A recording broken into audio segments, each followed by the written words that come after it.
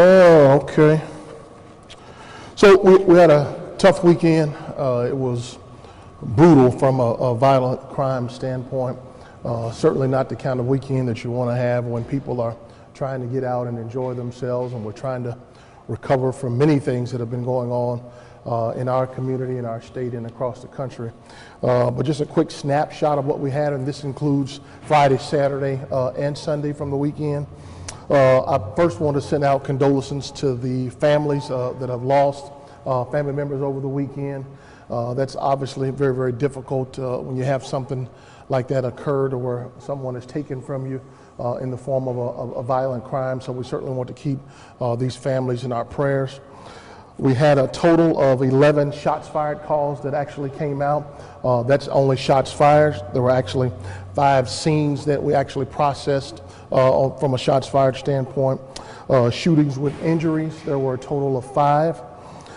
And we also have 3 homicides, 2 of which occurred this weekend. The other one is from last weekend that was just pronounced here just shortly before I came down to speak with you all, which takes our total number to 17. We have solved 10 of the 17. We continue to work on the remaining 7. Going forward, obviously, we want to make sure that we focus on these cases to try to start our very early investigations. As you could probably imagine, we're 24 hours, 48 hours or so into that, and we need help from the community. Our community has done a great job of assisting us in many of these cases. We pride ourselves on our homicide clearance rate, but we prefer not to have homicides in the first place, but our community and police department have always worked very well together to try to give families some closure for those. Also, that there are anonymous ways to give the tips. Certainly you all have that information. It is always a question about being able to provide information without disclosing yourself, and those avenues still exist. We certainly, looking at this, we understand that when in light of a pandemic, in light of protests and police reform, that many will try to bleed those conversations into some of this. We think they're separate conversations. Obviously, if I had to be brutally honest with you, I would tell you that I feel like that because of all of the things that we've been dealing with externally, I think that we've become somewhat reactive, and we need to immediately change that posture to a proactive stance. That's needed. I think that anyone in our community looking at issues that are going on in the community, if you're watching the news every day, you can see that we've certainly had an uptick in violent crime.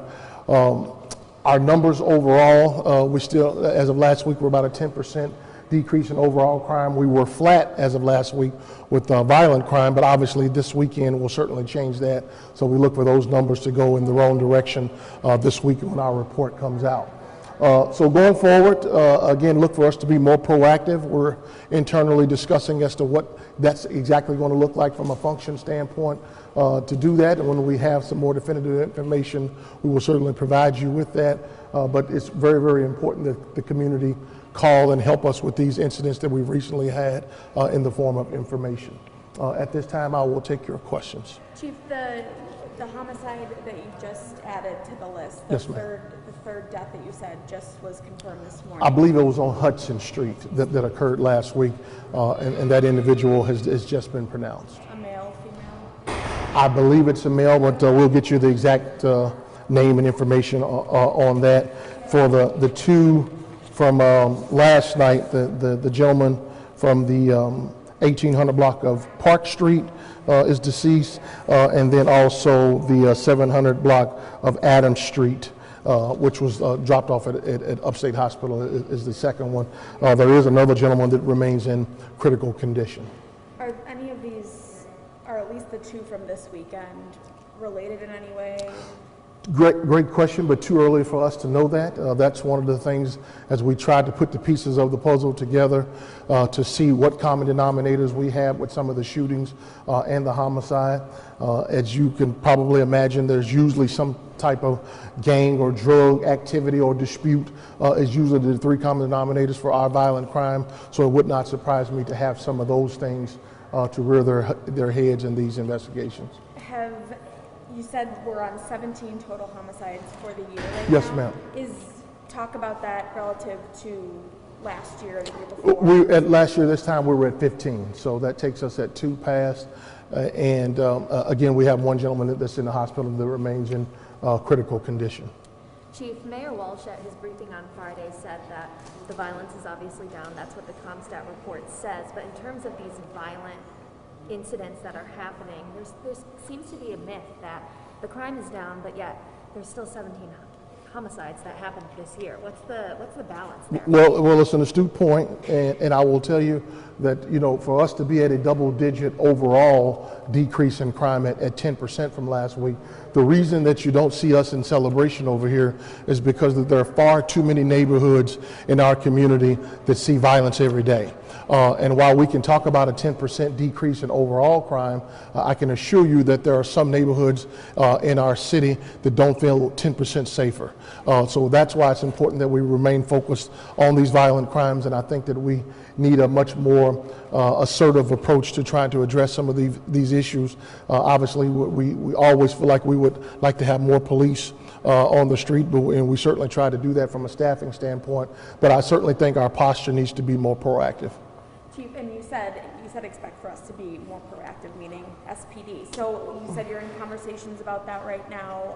I just talked with one of the city councilors. They said, we know that SPD is going to show up once the guns have already been drawn, once the violence has already happened, but we need to focus more on street programs, outreach. Are those things that you are in talks with other city leaders to try and mitigate before? Well, community policing is something that we subscribe to pre, during, and post. It's not something that will be new as a result of these incidents. To the councilman's point, it's important that we use those relationships that we have when we're going through things like this, because that's where the partnerships truly begin, when you're working on problems.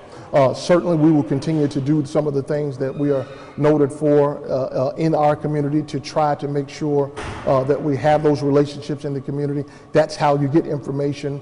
Certainly there's no question that some people question the amount of trust that people have in the police department given our current environment. But I can tell you that day in and day out, the vast majority of our citizens, I think, appreciate and respect the police, but we certainly need to call in some of those relationships to see if we can comprehensively come up with a plan to address this spike that we're seeing. And this is kind of the second string we've had in the past couple of months, all leading up. It's from Memorial Day, it seems, leading up to that horrible, tragic Friday shooting at that party. So this is now two kind of really, to use your word, brutal bouts that have kind of plagued our community. How are you feeling in your position? Feeling, how do I feel? Oh, I'll tell you that I feel like that my police department is taxed. I feel like that we've been through bail reform, we've been through a pandemic, we've been through protests, we're going through police reform, all of which, some of which we had no control over, some of which that's a very notable and valid conversation that needed to be had in the form of bail reform and also the police reform that we're currently in. Those conversations need to be had. But as an organization, with all of those things going on, and we're in our peak season, the summer months for us, we get about 90 days of good weather in the city of Syracuse. So there are a lot more people out, there's a lot more activity, and we just want to make sure that our actions are constructive with the public, to make sure that we're doing business the right way, but we certainly need to put pressure on the people who are causing some of this violence in our community, and I think our community expects that. Just touching on police reform real quick, I was reading that the council, there's a counselor who is holding up some police legislation. Couldn't wait to get to that one, could you? Because he's very passionate about the right to know. So Yes. I want to know about you. What do you think of the right to know legislation? The pillars of the right to know legislation, Mayor Walsh did a great job of putting that in our initial executive order. There were a couple of pieces that the council was expected to additionally introduce. substantively have an issue with right to know, you should identify yourself. You should be able to provide someone with information as to what their rights are. People should understand the law and where do we fit in all of that. So substantively, we do not have an issue with right to know.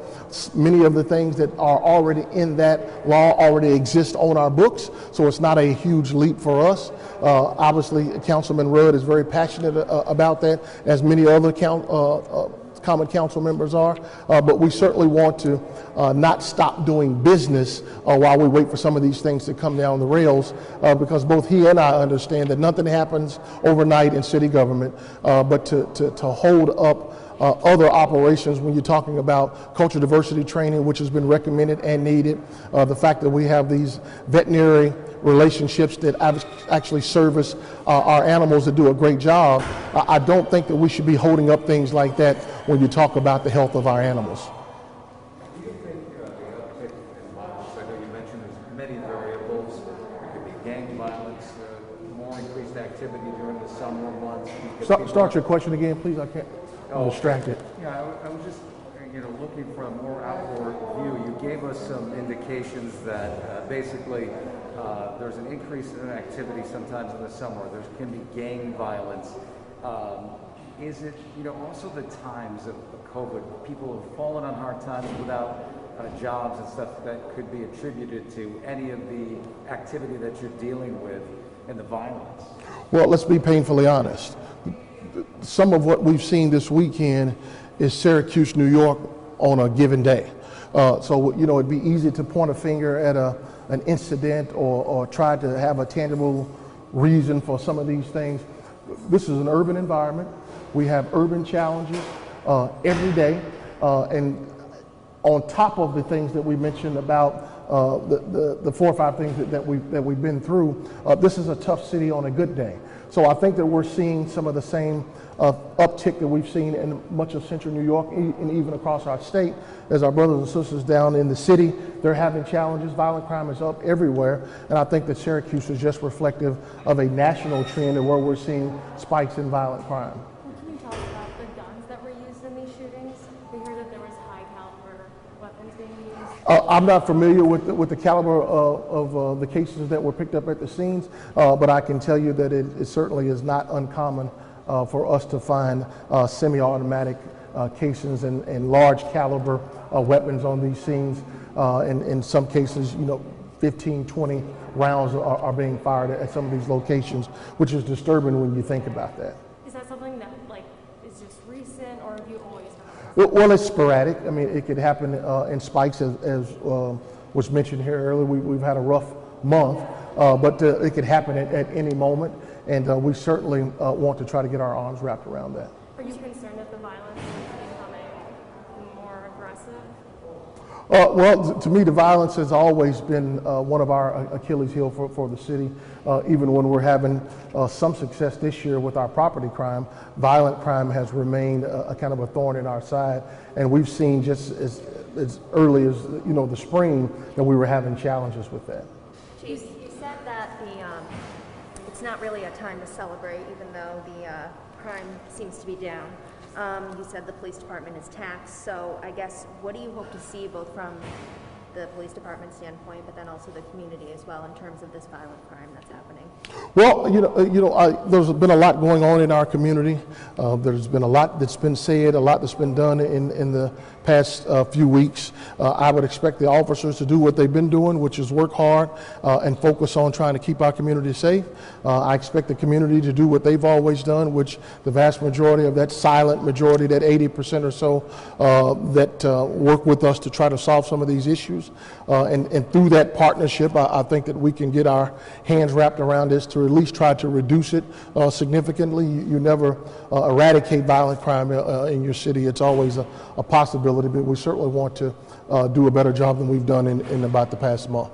You said 10 out of 17 Have been solved. Have been solved. Yes, ma'am. Are you following up on leads on the rest Of of the course. 7? And which ones are those? Do you know? I don't have the 7 that have not been solved off the top of my head. I could just tell you, for us, we always follow up on those cases, reaching back out to witnesses, talking to family members, looking for technology footage from cameras or things of that nature to be able to assist us. But we're actively working those cases as well as cases from the past several years that when we receive information, we stay on top of that, any updates that we have for those cases. Does staffing become an issue? I can't. When there's 4 shootings in one night, like there were last night, does staffing become an issue? And There were points last night when we were significantly stretched very thin due to the number of scenes that we were trying to process and hold and do our initial investigations. So, our investigative folks were out last night running from one scene to another, and then our uniform division, one call right after another as far as calls for services is concerned. And it was a sunny Sunday afternoon, so we certainly were stretched thin. do you think that contributes to the severity of any injuries? I don't think that you can ever have a true nexus of one event resulting in another from a tangible standpoint, but it certainly doesn't help when you're stretched thin running from one call to another from a proactive standpoint. Chief, have your officer ever found the scene for the person who showed up in the hospital? I couldn't hear you, sir. You said Oh, have you found the scene where the person who showed up at the hospital was? I'm not sure if we've located that scene or not, but to your point, there was one of the victims that was dropped off, so I do not know if we have that scene identified yet. Okay, and the stats you had for the number of shots fired, what period of time was that? That was Friday through Sunday, and that included Sunday. Last question. How do you bring the community together? Like faith leaders obviously are reaching out and such, but some people, it seems, might be out and about on the streets and have succumbed to some type of a street life or a pattern or where animosity grows between people instead of the community coming together and loving one another. Well, our faith leaders play a critical role in our city. They do a great job of working with the city government, including the police department, to address many of these issues. We also ask, that our families do their part in making sure that your loved ones are out conducting themselves in a way that reflects positively on your family. And then we certainly, as individuals have some accountability for some of the things that are going on. And with the police department being responsible for public safety, we certainly have a critical role in doing that. Chief, one last thing. Yes, sir. Does the police, have you seen anything in terms of our homeless population? Has there been any increases? Has police mentioned anything in dealing with some homeless people? Obviously, with the warm weather months, you see more. Obviously, in that 100 block where Onondaga and Salina come together, there's a concentration there due to the rescue mission. We are seeing some complaints from some of our entertainment districts late at night as well. So we're having to address those things. Two is just one more thing on the plate of law enforcement. And we have a lot on us, but we're used to performing under difficult circumstances. And I think the department will get our arms around this at some point. Thank you.